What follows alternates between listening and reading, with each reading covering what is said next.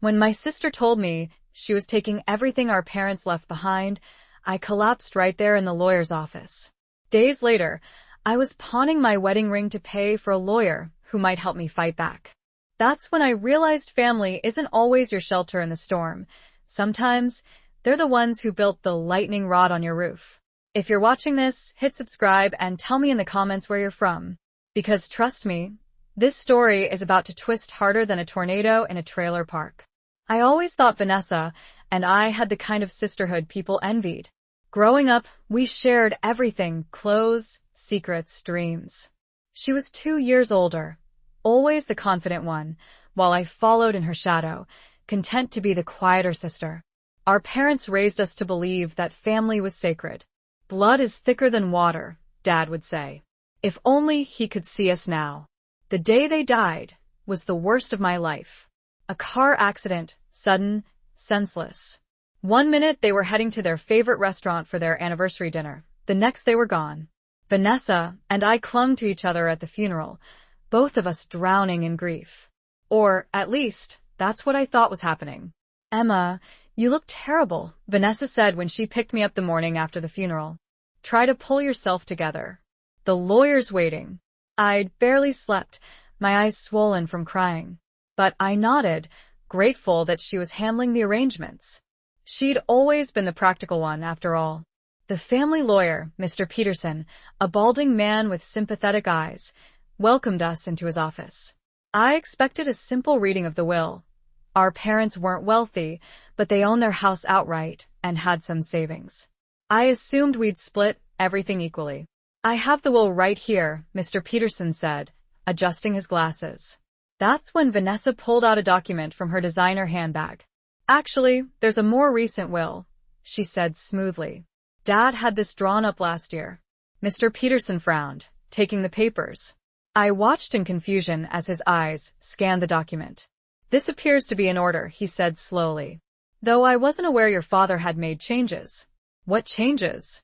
I asked, my voice barely above a whisper. Equals, script part separator equals. Vanessa straightened in her chair, not quite looking at me. "Dad left everything to me," she said. "The house, the savings, Mom's jewelry. All of it." I laughed. I actually laughed because it had to be a joke. "That's ridiculous. Why would he do that?" Mr. Peterson cleared his throat. "The will does indeed specify that all assets transfer to Vanessa Marie Caldwell. It's signed and notarized." "But that makes no sense," I insisted, my voice rising. "Our parents would never cut me out like that." "Let me see it."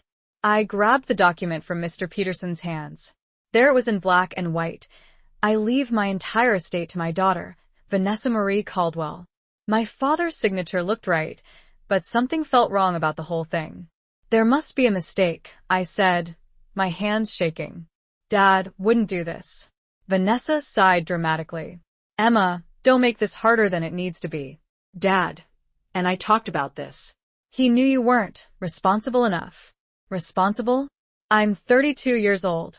I have a stable job." "What are you talking about?" "You've always been emotional," she said coldly. "Dad wanted someone level-headed in charge of the estate." The room started spinning. "This isn't happening," I whispered. Mr. Peterson looked uncomfortable. "Perhaps you two should discuss this privately." "Family matters can be." "There's nothing to discuss," Vanessa interrupted, standing up. "The will is clear. I'll be generous, Emma. You can have Mom's recipe books." "Her recipe books?" Our mother had been a phenomenal cook, but her recipes weren't exactly financial security. I felt like I'd been punched in the stomach. "You can't be serious," I gasped. "This is our parents we're talking about. Everything they worked for their entire lives. Which they wanted me to have," Vanessa cut in. "It's done, Emma. Accept it." I looked at her, really looked at her. This woman with her perfect hair and manicured nails, in her expensive clothes, was my sister. The same sister who once held my hand on the first day of school. The same sister who cried with me when our first pet died. Now she was a stranger with familiar eyes, stealing my inheritance with a smile. I stumbled to my feet, the world tilting beneath me. "I need air," I mumbled, fumbling for the door. The last thing I heard was Mr. Peterson saying, "Miss Caldwell, perhaps we should," before the door closed behind me. Outside on the sidewalk, I collapsed onto a bench. People walked by, going about their normal lives while mine shattered into pieces. My phone buzzed, a text from my boyfriend, Ryan. How did it go? Red heart. How could I even begin to explain? Script part separator equals. I couldn't answer Ryan's text. My fingers hovered over the screen, but what could I say? My sister just stole everything our parents owned? It sounded insane even to me. I took the bus home, to my apartment, not my childhood home. That house, with its creaky third stair and the height marks penciled on the kitchen doorframe, wasn't mine anymore. According to that will, it belonged to Vanessa now. Ryan was waiting at my door when I arrived, his face lighting up when he saw me, then immediately falling as he registered my expression. "Emma, what happened?" I broke down right there in the hallway. Between sobs, I told him everything. "That can't be legal," he insisted, pacing my small living room later that evening. "Your parents wouldn't cut you out. Everyone knew how much they loved you." "The will looked real," I said, staring blankly at my untouched cup of tea. "Dad's signature was there." "Signatures can be forged," Ryan said darkly. I looked up at him. "You think Vanessa would do that?" "I don't know. But something's not right here. You need a lawyer of your own." I laughed bitterly. "With what money? I have rent due next week and barely enough in savings to cover it." Ryan sat beside me, taking my hands in his. "We'll figure it out." "Maybe I could." "No," I cut him off. "I'm not taking her money." Ryan was a high school teacher, hardly rolling in cash himself. That night, I couldn't sleep. Every time I closed my eyes, I saw Vanessa's face, cold and detached as she announced she was taking everything. My phone buzzed at 2 a.m., a text from her. "I'll need you to clear out anything you left at Mom and Dad's by the end of the week. I'm putting the house on the market." The house on the market? Our childhood home? The place where our parents had lived for 30 years? I called her immediately. "You can't sell the house," I said when she answered, my voice breaking. "It's mine to sell," she replied coolly. "I've already talked to a realtor." Script part separator equals. Mom and Dad are barely cold in their graves. I shouted, forgetting it was the middle of the night. "How can you even think about selling their home?" "It's just a house, Emma," she said with that patronizing tone I'd always hated. "And it's worth a lot of money." "I'm being practical." "Practical?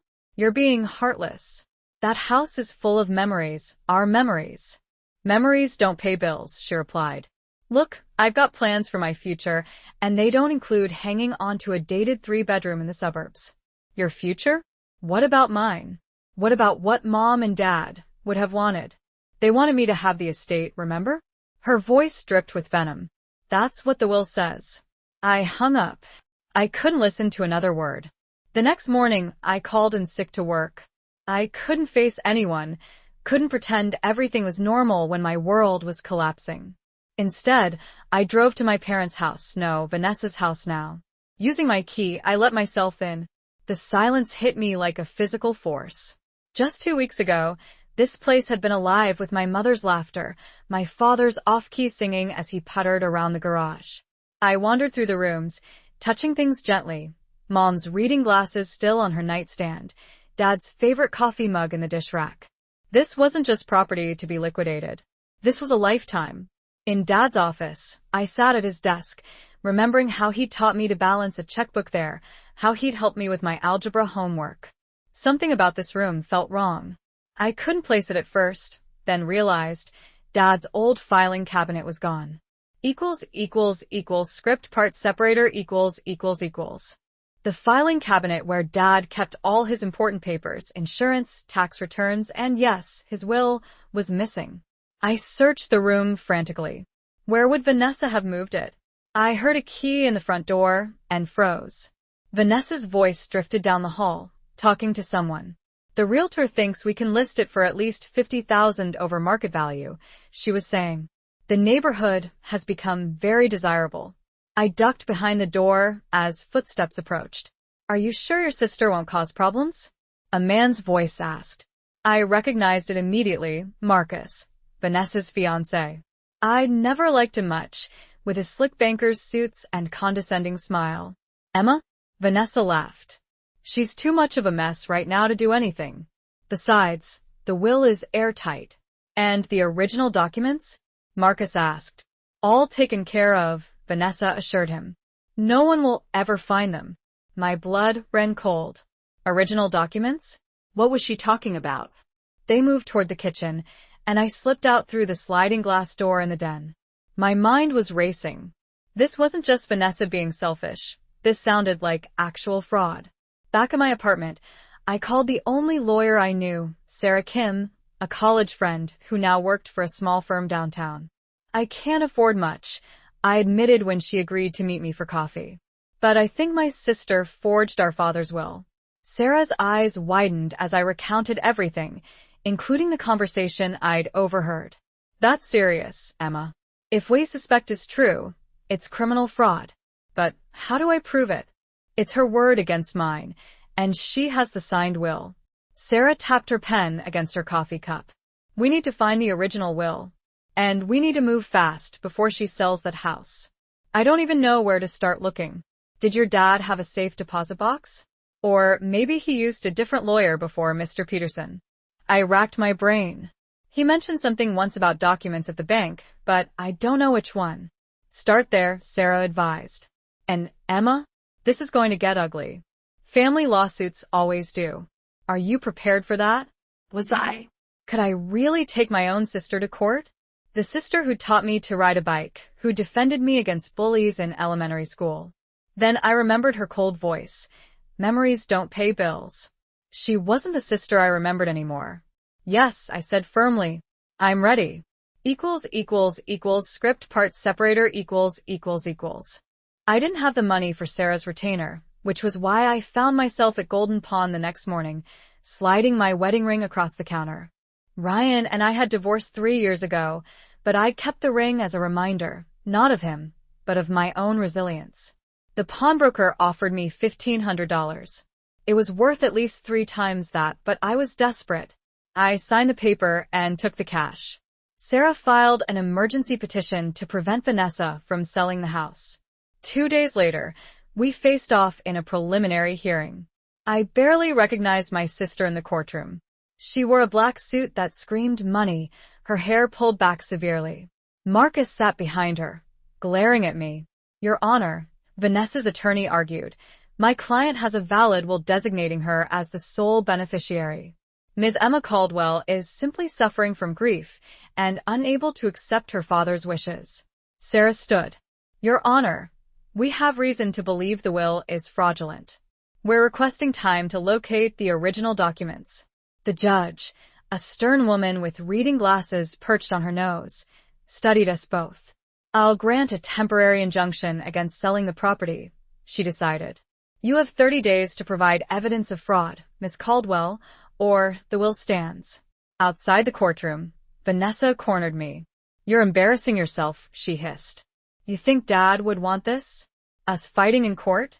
I think Dad would want the truth, I replied, surprised by my own steadiness. What happened to you, Vanessa? When did money become more important than family? Something flickered in her eyes, uncertainty, guilt, but it vanished quickly. You always were naive, she said. I'm just taking what's rightfully mine. That's when I knew this wasn't just about the inheritance. There was something deeper driving my sister, something I didn't understand yet. I had 30 days to solve the mystery, or lose everything. Script part separator equals.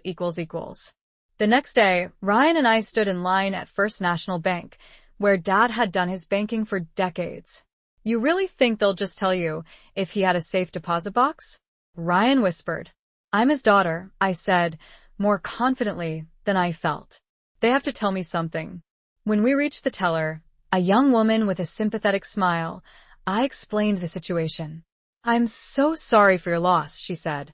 Let me get the manager. The manager, Mr. Torres, led us to his office. Miss Caldwell, while I sympathize with your situation, I can't give you access to your father's accounts without proper documentation. Bank policy. I'm not asking to access his accounts, I explained desperately. I just need to know if he had a safe deposit box. Mr. Torres hesitated. That information is also confidential. I was about to give up when Ryan spoke. Sir, her sister is trying to sell their parents' house using what might be a fraudulent will. We have a court order. He pulled out the injunction papers. We're just trying to find the truth. Mr. Torres studied the document, then looked at me with new understanding. Your father did have a box, he said quietly. But it was closed out 3 weeks ago. 3 weeks ago? I gasped. That's impossible. He was still alive then, but he was in the hospital after his first stroke. He couldn't even sign his name. According to our records, someone with the proper authorization accessed it and closed the account. Who? I demanded. I can't disclose that, Mr. Torres said. But I can tell you it wasn't your father. As we left the bank, Ryan squeezed my hand. That's proof of something fishy, right? It's not enough, I said. We need to know who emptied that box. Back at my apartment, Sarah called with news. The court granted our request for financial records. Your sister has to provide bank statements for the past 6 months. She'll hide anything suspicious, I said. Maybe. But I found something interesting. Your father's former business partner, Harold Jenkins, got divorced last year. His ex-wife is willing to talk to us. Script part separator equals. Harold Jenkins was my father's business partner for over 20 years. They'd built a small construction company together before selling it 5 years ago, when Dad decided to retire. I'd met Harold at company picnics, a jovial man with a booming laugh. His ex-wife, Diane, agreed to meet us at a coffee shop downtown. She looked nervous, constantly glancing around as if worried someone might see her. I shouldn't be talking to you, she said, clutching her cup. Harold would be furious. We just need to understand what was happening with Dad's finances, I explained. Did Harold ever mention anything unusual? Diane laughed bitterly. Unusual? How about criminal? Those two were cooking the books for years. I felt like I'd been slapped. My father? A criminal? Impossible. The sale of the company wasn't clean, she continued. There were irregularities. Your father knew it, and he was starting to panic near the end. What kind of irregularities? Sarah pressed. Tax fraud. Undisclosed assets. Harold said your father was getting cold feet, wanted to come clean. She leaned closer. Then your sister got involved. Vanessa? What did she have to do with Dad's business? Diane's eyes narrowed. She started dating Marcus right around the time your father had his first stroke. Marcus was Harold's financial advisor. Suddenly, problems were getting fixed. Documents were disappearing. I felt sick. Are you saying Vanessa was helping cover up Dad's fraud? I'm saying your sister's fiancé is deeply connected to your father's business dealings. And they weren't honest dealings. Script part separator equals. Outside the coffee shop, my hands were shaking so badly, I could barely hold my phone. This changes everything, Sarah said, her voice tight. If your father was involved in financial improprieties, he wouldn't be, I cut in. Dad was the most honest person I knew. People can surprise you, Sarah replied gently. And if he was trying to come clean before he died, then someone had a reason to silence him, Ryan finished, his face grim. The implications were too horrible to contemplate. I couldn't believe my father was dishonest, but I also couldn't ignore Diane's claims. And if Vanessa was somehow involved through Marcus. That night, I couldn't sleep. Around 3 a.m., my phone rang, an unknown number. Hello? I answered cautiously. Emma Caldwell? A gruff voice asked. Yes. Who is this? Someone who knows the truth about your father. Meet me tomorrow at Riverview Park. 10 Uhr morgens. Come alone. Wait. The line went dead. I called Ryan immediately, my heart pounding. It's a trap, he insisted.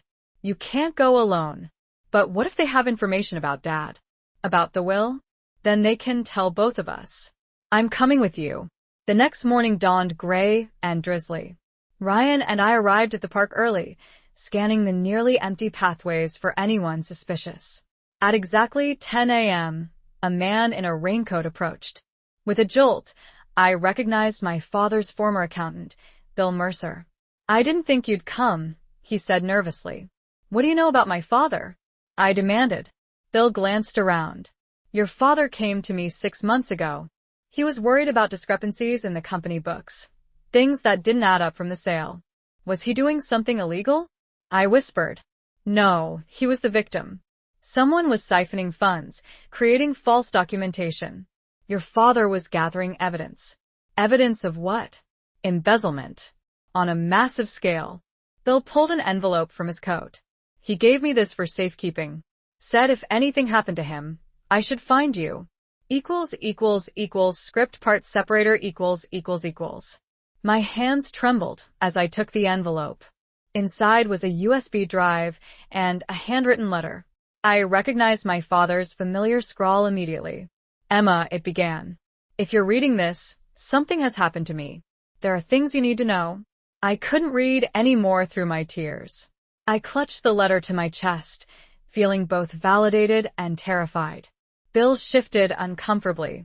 "Your father suspected his business partner and Marcus were working together. The company sale? Those profits they reported? Much of it was stolen from investors." "And Vanessa?" I asked, dreading the answer. "I don't know if she was involved initially," Bill admitted. "But your father believed she knew what was happening by the end." Ryan put his arm around me as my knees threatened to buckle. "We need to take this to the police," he said. Bill shook his head frantically. "These people are dangerous. They've already threatened me. Just be careful." He hurried away, leaving us standing in the drizzle with what felt like a bomb in my hands. Back at Ryan's apartment, safer than mine now, we plugged in the USB drive. It contained spreadsheets, emails, bank records, a meticulous trail documenting years of financial manipulation. "Dad was building a case," I whispered. "That's why they needed that will. They're not just after the inheritance, they're covering their tracks." The house, Ryan realized. "Your father probably kept evidence there too." Sarah arrived an hour later, her expression grave as she reviewed the documents. "This is serious, Emma. Corporate fraud, tax evasion. Your father was preparing to blow the whistle on some powerful people, and they silenced him?" The thought made me physically ill. "We can't prove that," Sarah cautioned. "But we can definitely challenge the will now, and possibly file criminal charges against multiple parties." Script part separator ===. I called Mr. Peterson that afternoon. "We need to talk," I told him. "I have information about my father's will." He sounded nervous. "I'm afraid I can't discuss that with you anymore. I've been retained exclusively by your sister." "You need to know what's happening," I insisted. "My father was building a case against Harold and Marcus for fraud. This will, it's part of a cover-up." Silence hung on the line. "Ms. Caldwell, these are serious allegations." "I have proof," I said. "Dad kept records." "When can we meet?" More silence. "Then, tomorrow. My office. 8 a.m. Before anyone else arrives." The next morning, Ryan waited in the car while I entered Peterson's office building. The security guard nodded me through. Peterson had left my name. The lawyer was already at his desk, looking like he hadn't slept. He motioned for me to sit down. "I've been practicing law for 30 years, he began. "I've never been in a situation like this." "You knew something was wrong with that will, didn't you?" I asked. He nodded reluctantly. "The timing was suspicious. And your father, he'd been my client for decades. He would never have cut you out. So, why did you go along with it?" Peterson sighed heavily. "Threats were made. Against my family. I have grandchildren, Ms. Caldwell." I pulled out copies of Dad's documents. "I need you to look at these. And I need you to tell me what happened when Vanessa brought you that will." As Peterson flipped through the papers, his face paled. "Your father came to me about this," he whispered. 3 days before his stroke. He was planning to contact the SEC. "Was his stroke really an accident?" I asked, voicing the fear that had been growing inside me. Peterson looked up, his eyes haunted. "I don't know. But I do know the will Vanessa presented is a forgery. And I believe your father's death warrants investigation." Script part separator ===. I left Peterson's office with a strange mixture of vindication and dread. My father had been murdered. I was almost certain of it now. And my own sister was somehow involved. I called Sarah from the car, my voice shaking as I relayed what Peterson had told me. "This changes our strategy," she said. "We're not just contesting a will anymore. We're potentially looking at criminal charges. What's our next move? We submit everything to the court and request an emergency hearing. And, Emma? you should consider talking to the police." Before I could respond, my phone beeped with an incoming call. "Vanessa." Against my better judgment, I answered. "What have you done?" She hissed, her voice almost unrecognizable with rage. "I don't know what you mean," I said carefully. "Peterson just resigned as my attorney. Said he couldn't continue in good conscience." "What did you say to him?" I told him the truth, Vanessa. About Dad's investigation, about the fraud, about the forged will. Silence, then a strange laugh.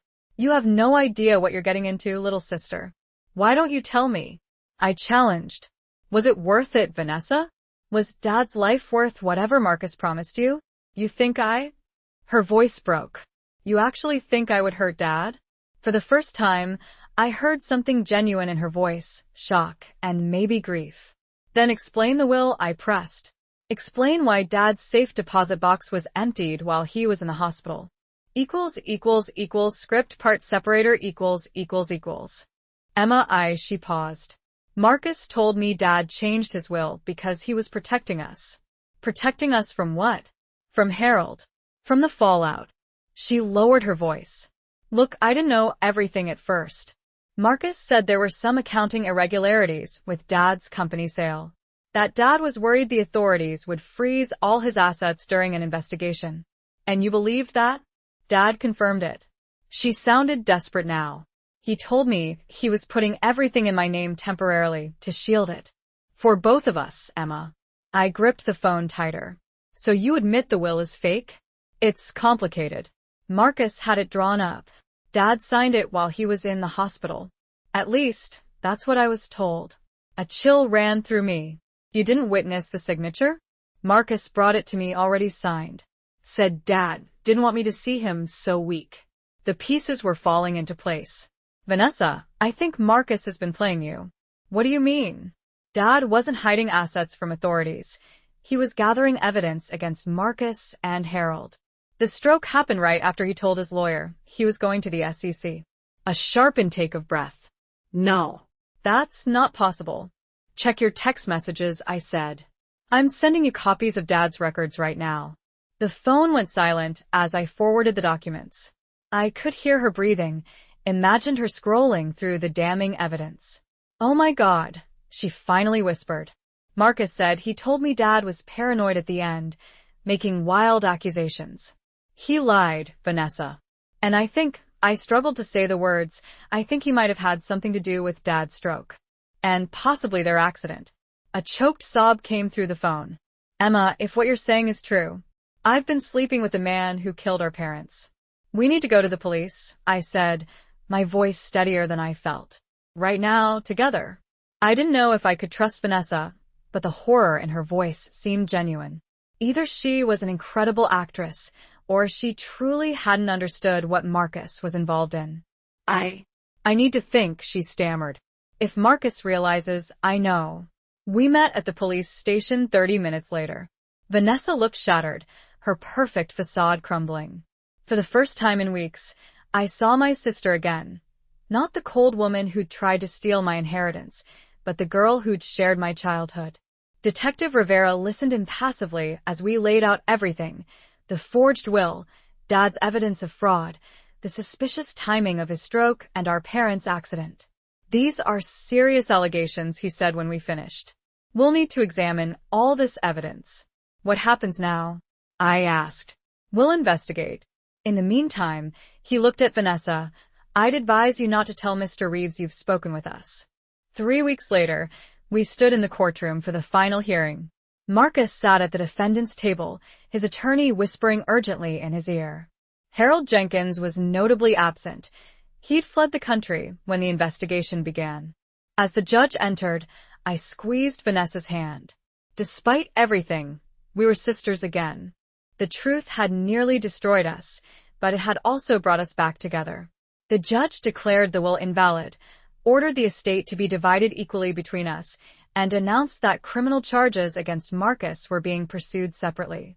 When Marcus was led away in handcuffs, I felt no triumph, only relief that justice was being served. Outside, reporters clamored for statements. Vanessa and I walked past them in silence, toward the old maple tree where our father used to wait for us after school. "I'm sorry," she said simply. "I let greed and Marcus blind me to what was happening." "We've both lost so much," I replied. "But we still have each other." As we stood beneath that tree, I realized something profound. The inheritance wasn't just money or property. It was truth, justice, and the bond that even betrayal couldn't permanently break. My parents had left us the greatest gift of all, the strength to fight for what's right, even when it seems impossible. That night, I placed my mother's photo back on my nightstand. Tomorrow, Vanessa and I would begin the painful process of healing. But for now, I finally felt at peace. Because in the end, love and truth had prevailed. And that was the richest inheritance of all.